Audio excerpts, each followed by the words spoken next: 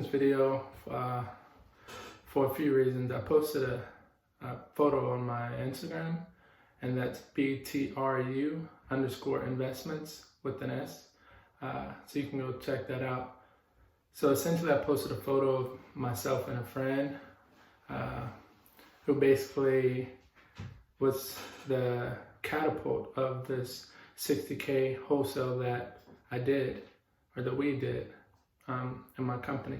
So my friend, he made a wrong turn. He saw for sale by owner sign.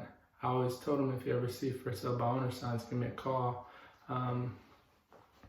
And that's probably the easiest way to, basically get into wholesaling, just simple for sale by owner sign. He did that. He gave me a call. I ran the numbers, the comps of the comparable homes in the area. I thought it was too good to be true. I was actually in Miami at the time, so I told him I wouldn't be able to make it down until Monday. So the Monday I flew down to Savannah from Atlanta. I live here in Atlanta. So I flew down, walked the property, assessed everything, ran the numbers again, and I still thought it was too good to be true. The owner only wanted $130,000, and I knew I had a spread to get at least, 160, 170, 180, 190. Probably could have gotten 200. So what happened was, I don't have a team at all in Savannah. I didn't have a team. I never planned on any really big real estate investments there until my career took off. I just bought my first home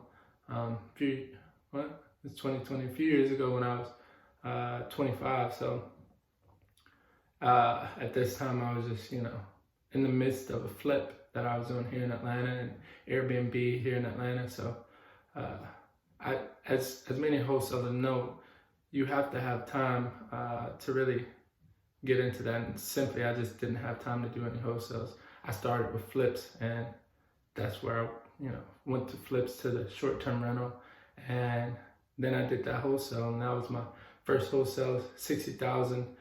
Fortunately, I knew all the nitty-gritty, what to do, just because when you start with flips, you pretty much acquire honorary doctorate in wholesaling. In many cases, I did. Let's just put it like that. So it was everything went great on this deal. Thing was, I didn't know any buyers in Savannah. I actually wanted to buy it, but I didn't have a team there. So I figured, let's just try to make a quick, whatever the spread was, which was 60,000. Let's just try to make a quick 60,000, and let's see what we can do after that. And my friend, he's actually in college down in Savannah at Savannah State, so he was really enthused in getting into real estate. So I really wanted to get this deal done, and we got it done, of course. So essentially, seller wanted 130, end buyer paid 190. The assignment fee was 60,000. It's basically the difference of what the end buyer pays and what the initial seller pays. So initial seller sold it to me. I had rights to the property, equitable interest in the property. So I signed that contract for 60,000 to a buyer in Savannah.